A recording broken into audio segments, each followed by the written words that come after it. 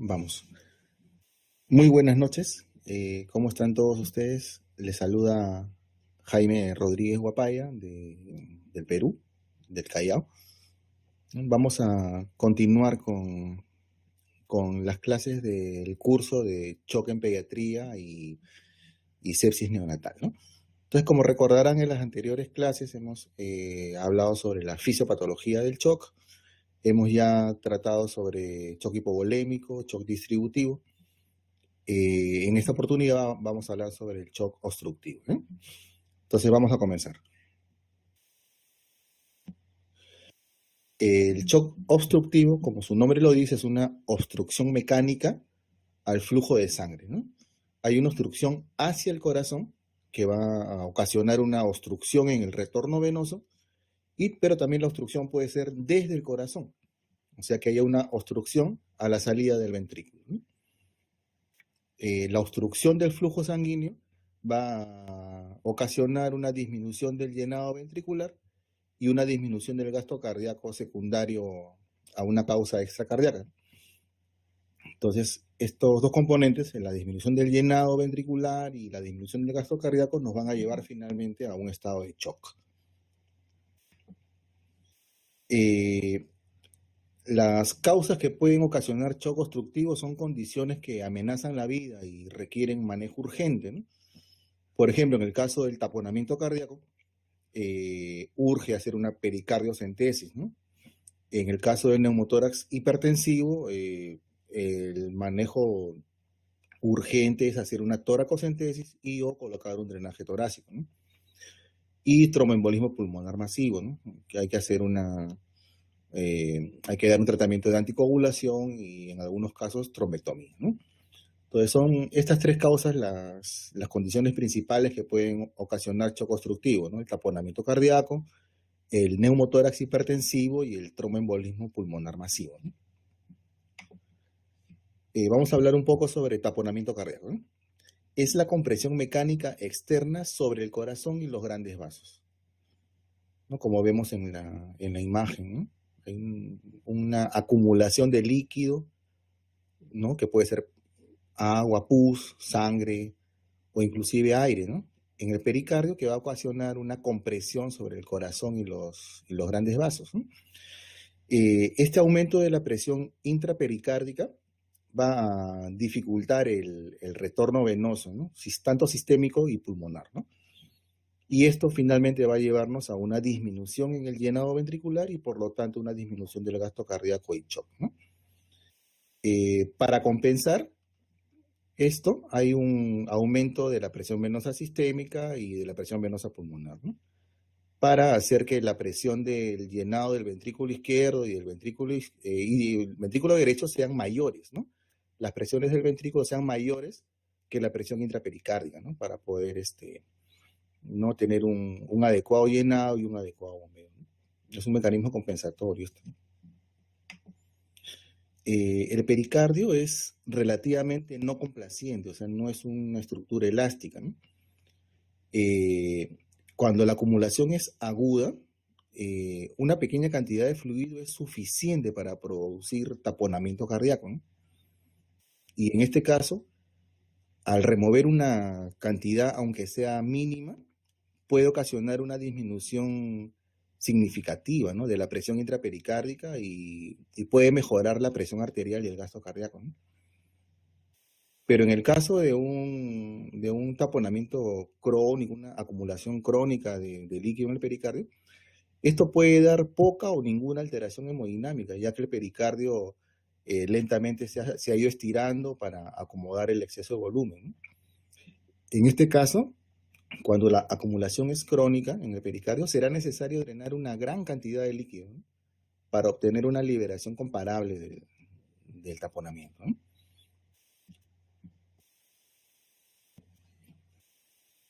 Bueno, esta es una imagen tomada de internet de un prematuro al que se le colocó un catéter PIC, un catéter central insertado periféricamente. Vemos ahí de que el catéter ha ingresado ¿no? por el lado izquierdo y ha llegado a la aurícula derecha, ¿no? En donde se ven las flechas, ¿no? En la imagen del costado, ¿no? Vemos de que hay una gran cardiomegalia, ¿no? Y en estudios posteriores lo que se logró determinar fue de que el catéter había perforado el corazón, había perforado la aurícula, y los líquidos que se infundieron se acumularon en el pericardio, ¿no? No, este es un caso tomado del internet, no es un caso propio, pero ilustrativo, ¿verdad? Entonces, la clínica del taponamiento cardíaco va a estar dada por dificultad respiratoria, pobre perfusión, ruidos cardíacos poco audibles, pulso paradójico, hepatomegalia y venas del cuello distendidas, ¿no? El shock va a dominar el cuadro si el taponamiento es rápido, por ejemplo, cuando se trata de un trauma, ¿no? Una hemorragia por trauma, ¿no? En este caso, digamos, la clínica es de shock, ¿no? Sin tratamiento, el taponamiento cardíaco puede llevarnos a una disociación electromecánica. Esta es una imagen ecocardiográfica en la que las flechas están señalando justamente la acumulación de líquido en el pericardio, ¿no? Vemos ventrículo derecho, ventrículo izquierdo, y alrededor ese halo negro que observamos es justamente la efusión pericárdica, ¿no?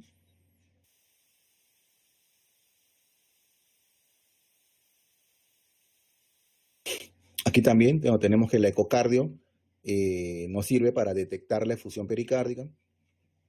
Acá lo tenemos en la flecha amarilla, ¿verdad?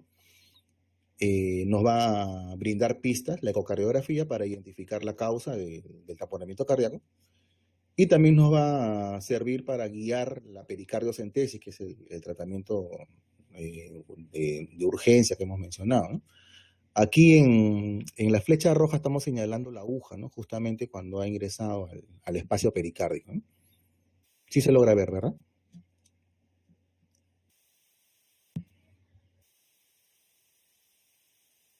Entonces, hemos mencionado que la pericardiocentesis es la medida salvadora en los casos de taponamiento cardíaco agudo, ¿no? Este se debe realizar a la brevedad posible, ¿no? El mejor acceso para la punción es el subsifoideo, y siempre que sea posible hay que hacerlo bajo guía ecográfica, porque así se evitan las complicaciones por la punción ciega, ¿no? Es preferible el drenaje quirúrgico, una ventana terapéutica y dejar un dren, si el taponamiento ha sido de causa traumática y también en la pericarditis purulenta, ¿no? Ahora vamos a comentar sobre neumotoras a tensión, ¿no? Que es otra de las causas de shock obstructivo, ¿no? Neumotoras a tensión es el ingreso de aire al espacio pleural, ¿no? Que puede estar dado por diferentes causas, ¿no? Por ejemplo, la ruptura alveolar, una laceración o ruptura bronquial, o un defecto en la pared torácica, como en la imagen que tenemos aquí. Hay una lesión torácica que ha ocasionado, pues, este neumotórax, ¿no? Se crea un efecto valvular, ¿no? Unidireccional. ¿Qué quiere decir esto? Que el aire ingresa durante la inspiración, pero se queda atrapado ahí, ¿no? No se elimina, ¿no? Y esta presión acumulada en el tórax va a conllevar a una serie de situaciones, ¿no? Por ejemplo, el desplazamiento del mediastino hacia el hemitórax contralateral, ¿no? Hay compresión y colapso total de los pulmones, ¿no? Como vemos en la imagen, ¿no? Compresión de los grandes vasos, esto es muy importante también, ¿no? Y depresión del hemidiafragma ipsilateral, ¿no? Todo esto nos va a ocasionar finalmente insuficiencia respiratoria y deterioro del retorno venoso y estado de shock, ¿no? En el neumotórax de atención, en cuanto a lo que es la clínica, vamos a tener un paciente con dificultad respiratoria severa, o un paciente que está en ventilación mecánica que tiene un deterioro abrupto, ¿no? ¿No? Que está saturando bien, que está manejándose muy bien en el ventilador, pero que de pronto presenta una desaturación, se pone cianótico. Al momento de auscultarlo vemos de que hay asimetría en los ruidos pulmonares, ¿no? En el lado del emitórax no vamos a auscultar el pasaje de ruido pulmonar, ¿no? Y que los ruidos cardíacos probablemente estén desplazados hacia el lado contralateral y de una intensidad baja, ¿no? O sea, vamos a tener pobre perfusión, ¿no? Caída de la presión arterial, ¿no? Signos de hipoperfusión, ¿no? Pulsos débiles, llenado capilar lento, etcétera, ¿no? Entonces, en ese contexto, digamos, lo que hay que sospechar siempre es un neumotórax, ¿no? Este dato lo encontré y me pareció muy interesante, fíjense. La vena cava superior es capaz de movilizarse algo, ¿no? En su posición algo puede movilizarse, pero la vena cava inferior es relativamente fija, está dentro del diafragma y no hay posibilidad de movimiento, ¿no? Y como los 2/3 del retorno venoso viene desde debajo del diafragma, entonces la compresión de la vena cava inferior va a ocasionar una caída drástica y profunda del retorno venoso al corazón, ¿no? Me refiero a que la compresión de la vena cava inferior a consecuencia del neumotórax, ¿no? Hemos mencionado que el neumotórax también puede comprimir los grandes vasos, ¿no? Entonces, al comprimir la vena cava inferior, que no tiene movilidad, nos va a ocasionar una caída del retorno venoso y colapso cardiovascular y signos y síntomas de shock, ¿no? Shock obstructivo en este caso. Entonces, para diagnosticar el neumotórax, como hemos comentado, pues siempre la sospecha clínica, ¿no? Lo clásico que siempre hemos tenido es usar los rayos X, ¿no? Una radiografía de tórax para diagnosticar el neumotórax. Pero, ¿cuánto demora en tener un resultado de rayos X, ¿no? Mientras que hacemos la orden, coordinamos con el tecnólogo de rayos X para que suba con el portátil, toman la placa, la revela, va el personal y lo recoge, etc. Pues fácil puede pasar pues 30, 40 minutos, ¿no? Cuando el paciente, digamos, está en una situación no que amenaza la vida, que hay que tener, digamos, el diagnóstico pronto para poder actuar de manera urgente, ¿verdad? Entonces, no, no muy recientemente, ya esto tiene ya varios años, ¿no? Se está usando mucho lo que es la ecografía torácica, ¿verdad? La ecografía pulmonar para el diagnóstico pronto, digamos, del neumotórax, ¿no? Entonces, en esta imagen vemos en el lado derecho la imagen de un pulmón normal, ¿no? Entonces tenemos el clásico signo del murciélago, ¿no? Vemos en asterisco, no sé si llegan a ver la línea pleural, y todas esas letras que están marcadas ahí son líneas A, ¿no? Que son en realidad una reverberación, un eco de la línea pleural, ¿no? Esto es lo que normalmente se observa cuando vemos un parénquima pulmonar, un tejido pulmonar normal, ¿no? Las dos imágenes oscuras alrededor son, a los costados, son pues la sombra de las costillas, ¿verdad? En este mismo, en la parte inferior donde dice B, es la ecografía de un pulmón normal, pero vista en modo M. Y clásicamente estamos viendo ahí lo que le llaman el signo de la playa, ¿verdad? O sea, en la parte de arribita vemos como si fuera el mar, y en la parte de abajo vemos como que fuera la arena, ¿no? Este es el signo de la playa. Entonces, esta primera imagen era para mostrar cómo se ve un pulmón normal en la ecografía, ¿no? En la imagen del centro, a la mano derecha, marcado con la letra A, vemos el parénquima pulmonar normal. Y marcado con la letra B, vemos el neumotórax, ¿verdad? ¿Se dan cuenta la diferencia en el parénquima? ¿No? Y esta flecha que marca el punto C es justamente la intersección, digamos, el punto donde se diferencia, ¿no? El tejido pulmonar normal del tejido con neumotórax, del pulmón con neumotórax. Entonces, este punto le llaman el punto pulmón, ¿no? Que es un punto característico, patognomónico de neumotórax, ¿no? Ahora, teniendo el equipo de ecografía en la UCI o en la emergencia, nosotros podemos tener el diagnóstico de neumotórax muy pronto, ¿no? Este examen podemos hacerlo en menos de 5 minutos, ¿no? Y podemos hacerlo, por ejemplo, cuando estamos haciendo, colocando un catéter venoso central, ¿no? Que también podemos guiarlo con ecografía. Inmediatamente luego de colocado el catéter, hacemos, digamos, la ecografía torácica y podemos ver la posición del catéter y además podemos saber prácticamente en tiempo real si es que hay neumotórax o no, ¿no?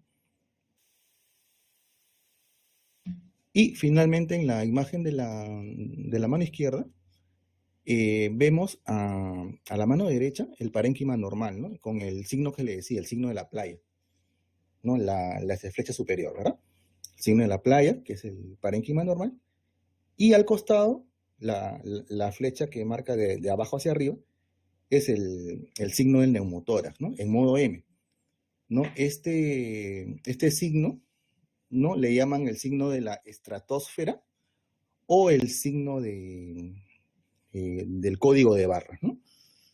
Y vemos la intersección, ¿verdad? Entre parénquima normal y neumotórax. A le llaman el punto pulmón, ¿no? Que cuando lo observamos es diagnóstico de neumotórax, ¿no? Entonces, el diagnóstico podemos tenerlo muy pronto versus lo clásico, que es la radiografía, que hay que pedirla de todas maneras, pero ya con este diagnóstico ecográfico de neumotórax podemos actuar prontamente, ¿no?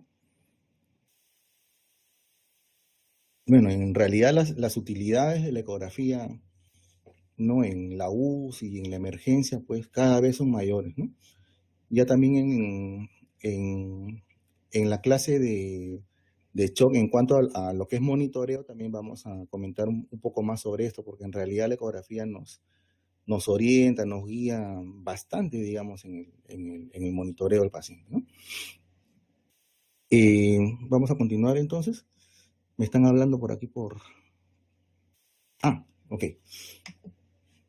Entonces, una vez diagnosticado el neumotórax, lo que hay que hacer es una toracocentesis, ¿verdad? O sea, es la descompresión inmediata, ¿no? Es el tratamiento de elección, ¿no? Entonces, el sitio de donde punzar es el segundo espacio intercostal, línea media clavicular, ¿no?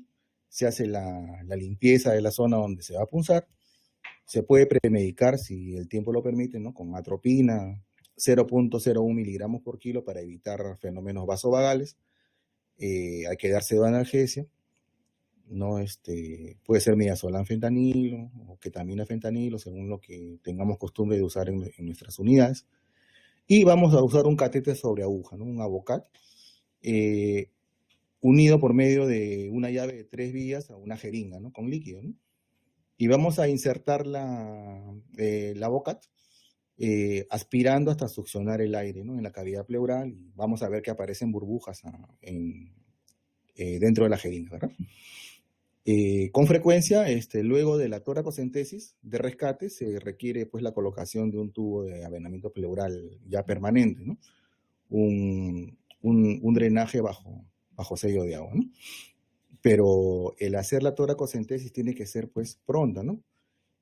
Porque eso puede salvar la vida del paciente, ¿no? Ya con un poco más de calma podemos ya coordinar con cirugía pediátrica, con cirugía de tórax para, bueno, ya hacer el drenaje definitivo, ¿no?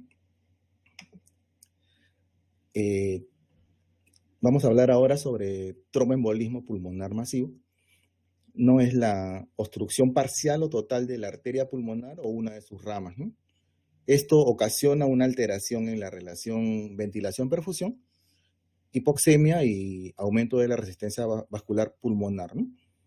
Y esto nos va a llegar a insuficiencia cardíaca, ¿no? ¿Por qué va a haber una alteración en la relación BQ? Porque, bueno, van a haber zonas pulmonares donde hay un alveolo bien ventilado, pero no va a haber perfusión porque esa zona está pues obstruida, ¿no? Por un trombo probablemente, ¿no? Y como no hay un buen intercambio gaseoso, va a haber hipoxemia, ¿no?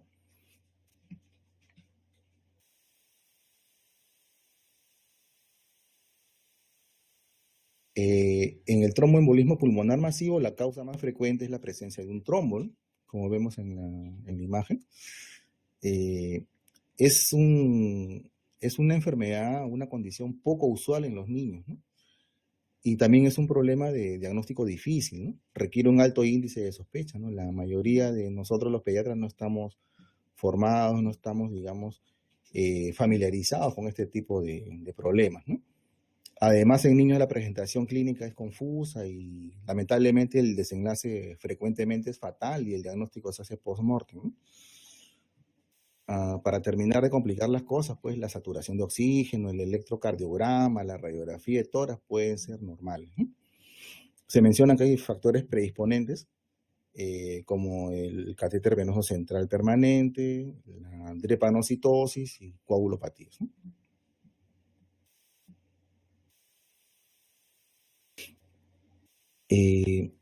El tromboembolismo pulmonar tiene un impacto profundo en el intercambio gaseoso y en la hemodinamia, ¿no?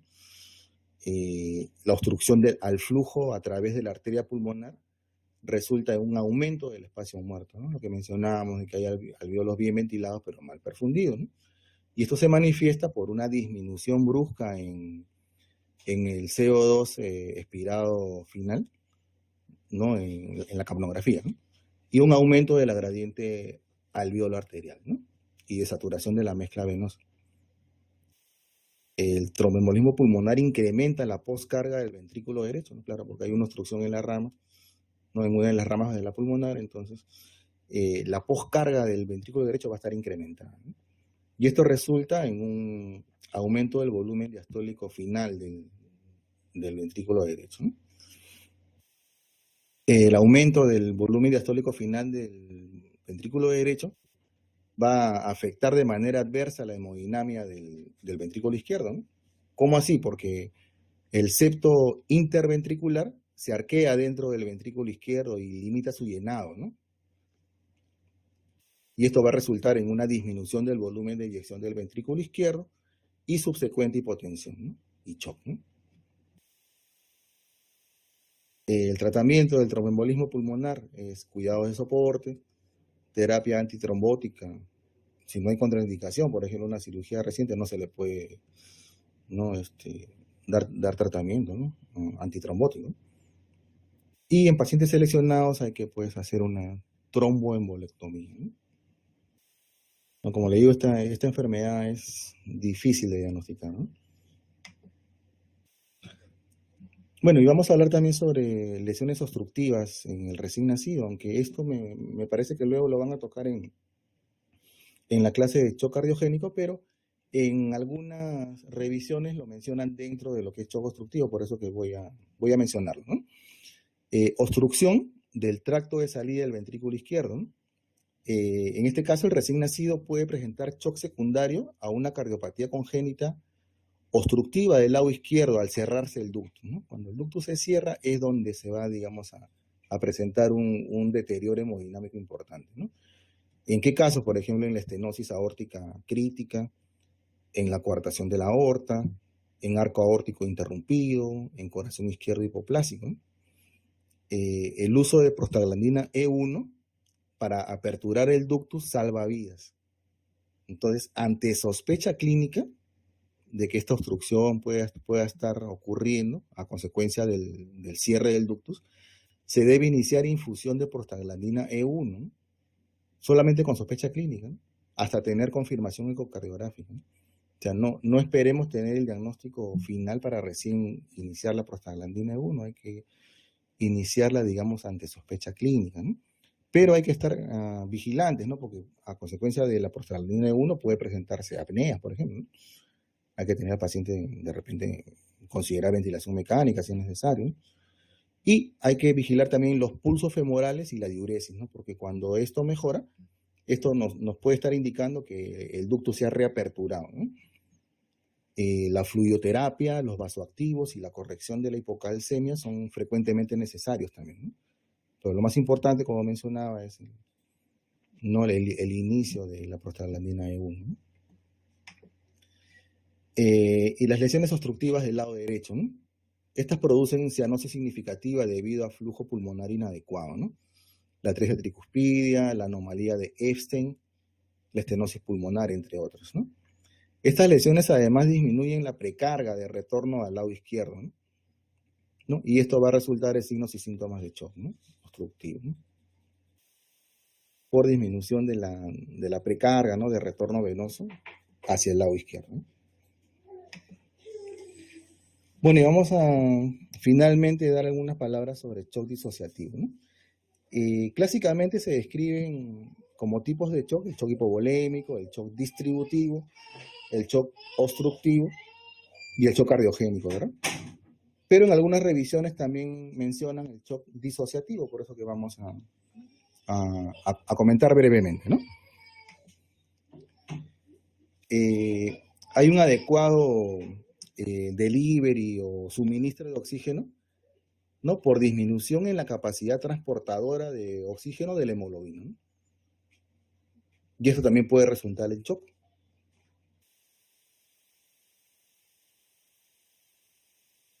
Entonces, pese a un adecuado aporte de oxígeno, puede haber una alteración en el transporte de oxígeno por la hemoglobina. O puede que haya un adecuado aporte de oxígeno, pero la alteración en el metabolismo mitocondrial de oxígeno sea el problema, ¿no? Entonces, el aporte de oxígeno es normal, pero en este caso específico del shock disociativo, el problema está en la capacidad transportadora de la hemoglobina que está alterada, ¿no? Las causas pueden ser la intoxicación con monóxido de carbono, la methemoglobinemia y las dishemoglobinemia, ¿no? Entonces, la intoxicación por monóxido de carbono, ¿no? Unas palabras sobre esto. En vez de oxígeno, se da preferencia al monóxido de carbono por el enlace competitivo, ¿no? ¿No? Entonces hay una mayor afinidad por el monóxido de carbono, ¿no? Y esto, como les comentaba, va a disminuir el delivery de oxígeno, ¿no? El suministro de oxígeno. La concentración del monóxido de carbono en la atmósfera es de 0.001%, ¿no? Es mínimo, ¿no? Y la carboxihemoglobina normal es de 0.5 a 1.5%. La intoxicación por monóxido de carbono es la primera causa de intoxicación por gases, y este monóxido de carbono interfiere con la fosforilación oxidativa, ¿no? Y va a resultar en una disminución de la tasa de extracción de oxígeno, ¿no? La duración de la exposición al monóxido de carbono es importante con respecto al grado de severidad, ¿no? O sea, mientras más tiempo se expone, es más severo, ¿no?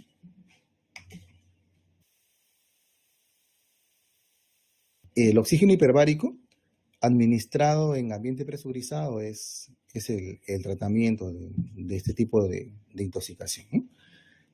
La vida media de la carboxihemoglobina es de 4 a 6 horas con aire ambiental, 40 a 80 minutos con oxígeno al 100% y 15 a 30 minutos en cámara hiperbárica, ¿no? Se debe indicar cámara hiperbárica entonces si la concentración de carboxihemoglobina está entre el 25 al 30%, ¿no? Hasta las 6 horas después del contacto. Y una complicación, ¿no?, descrita de esa terapéutica, ¿no?, del oxígeno hiperbárico es justamente el barotrauma, ¿no? La methemoglobinemia es otra causa de shock disociativo. En este caso, el estrés oxidativo secundario a causas exógenas, ¿no?, como drogas, toxinas, van a ocasionar una oxidación, van a oxidar el hierro de la molécula del M y van a aumentar los niveles basales de methemoglobinemia, ¿no? Esto va a ocasionar una disminución en el transporte de oxígeno y la presencia de síntomas como la cianosis, ¿no? Pese a que tengamos en la gasometría una PaO2 normal, y este cuadro no mejora con oxígeno, ¿no? La cianosis se presenta cuando aproximadamente el 10% de la hemoglobina se encuentra en forma de methhemoglobina, ¿no? Y en este caso de la methemoglobinemia, la pulsioximetría no es fidedigna, ¿no? El oxímetro puede marcarnos una saturación normal, ¿no?, entre 90 y 100, pero vamos a tener que el paciente está cianótico, está pues, ¿no?, con síntomas importantes, ¿no? Y la saturación del oxígeno, por otro lado, está normal, ¿no? Inclusive el PaO2 puede estar normal, ¿no? Porque el problema no es, digamos, la cantidad de oxígeno en la sangre, sino la alteración en el transporte, ¿no? La hemoglobina no está, digamos, transportando adecuadamente el oxígeno, ¿verdad? Entonces, el tratamiento de una metemoglobinemia es el tratamiento con antídoto, ¿no? En este caso, el azul de metileno. Hay que dar tratamiento en caso de hipoxia, ¿no? Más que por la cianosis o por el nivel de metemoglobinemia, el tratamiento se da por hipoxia, ¿no? Si la metemoglobina es más del 20%, hay que tratarlo si aparecen síntomas, ¿no? Si es 30%, hay que darlo aún en ausencia de síntomas, ¿no? Hay que dar tratamiento si es que está en 30% o más, ¿no? Y si la medemoglobina está entre el 10 al 30%, hay que dar tratamiento si de base hay enfermedades respiratorias crónicas o acidosis metabólica, ¿no? El azul de metileno se da en dosis de 2 miligramos por kilo, de solución al 1%, por vía endovenosa y pasarlo en 5 a 10 minutos, ¿no? Se puede repetir la dosis en casos necesarios, máximo 7 miligramos por kilo. Si el acceso venoso es dificultoso, en situaciones de emergencia también se puede utilizar la vía intraósea, ¿no? Para administrar el azul de metileno. En pacientes que tienen déficit de glucosa 6-fosfato deshidrogenasa, este medicamento, el azul de metileno, puede provocar hemólisis o medemoglobinemia, ¿no? Entonces, en estos pacientes, si que tienen déficit total, ¿no?, de glucosa 6-fosfato deshidrogenasa, el tratamiento va a ser la exsanguinotransfusión, ¿no?, para remover la medemoglobina. Y en caso que el déficit sea parcial, se utiliza el azul de metileno, pero en dosis menores y con precaución, ¿no? Entonces, me parece que esta era la última lámina, así que eso ha sido todo por hoy. No sé si tengan algún comentario, alguna pregunta para poder, ¿no?, conversar, ¿no?, respecto a lo que hemos a lo que hemos expuesto, ¿no? Creo que han tenido problemas por Facebook, ¿no? Algo estuvieron comentando por interno de que no se ha podido ver la transmisión por Facebook en vivo, ¿no?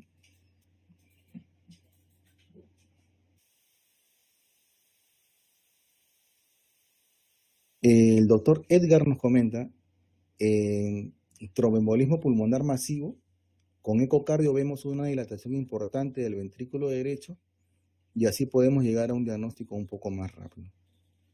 Claro, así es, ¿no? Ahora, el hacer un ecocardio también no es sencillo en todos los escenarios, ¿no? En mi unidad, por ejemplo, no disponemos del equipo portátil. Para poder hacer un ecocardio tenemos que coordinar con los colegas de cardiología y muchas veces no suben a la unidad, sino tenemos que bajarlos. Entonces, a veces hay que trasladarnos hasta el consultorio de cardiología con el paciente intubado, con catéteres, con drenajes, y pues es un poco complicado, ¿no? Pero claro que sí, ¿no? Si uno dispone del equipo y tiene el entrenamiento o el apoyo de una persona entrenada en esto, pues claro que sí, sería importantísimo poder hacer una ecocardio ante signos y síntomas que hagan sospechar en un tromboembolismo pulmonar, ¿no? Pero en general, como comentaba, no sé si dentro de las personas que nos acompañan, pues tengan experiencia, digamos, en diagnosticar, en manejar tromboembolismo pulmonar, ¿no? Creo que los colegas de adultos sí tienen un poco más de experiencia y de frecuencia diagnosticando este tipo de casos, ¿no? No sé qué opinan ustedes.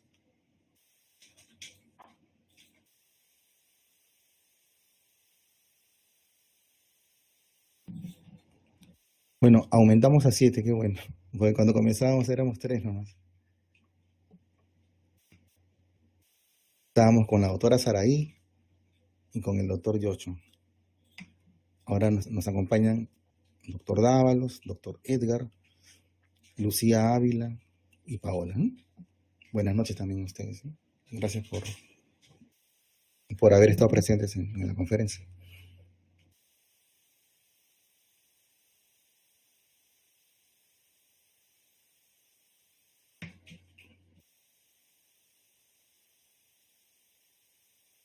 Ujú. ¿Alguna pregunta? ¿Algún comentario? alguna queja, alguna crítica también se acepta.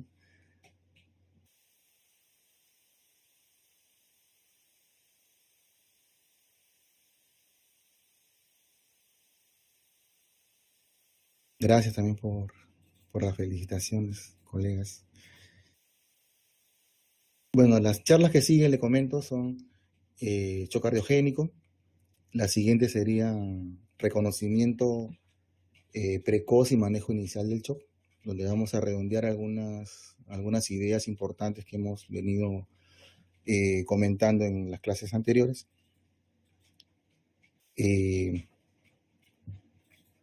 Luego de eso va a venir una excelente presentación de vasoactivos, ¿no? Cargo de la doctora Dávalos, me parece que el doctor Barbosa nos comentó, ¿no? Vasoactivos, ¿no? Luego va a venir una clase de monitoreo hemodinámico en shock, ¿no? Que estamos tratando de prepararla bien, ¿no? Dar digamos, aspectos relevantes en cuanto a esto, ¿no? Con el uso de la tecnología, ¿no?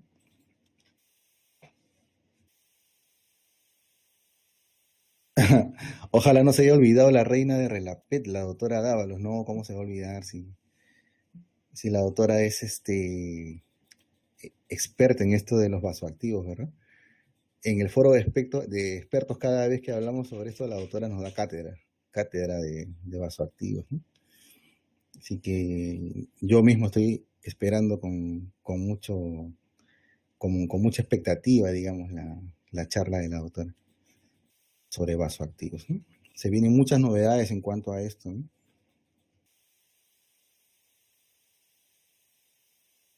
No, y más adelante también viene una conferencia sobre shock neonatal y vamos a finalizar el curso con una conferencia de actualización y controversias en sepsis neonatal, ¿no? Entonces, esperemos que en las próximas semanas nos sigan acompañando. Bueno, doctor Yocho, no sé si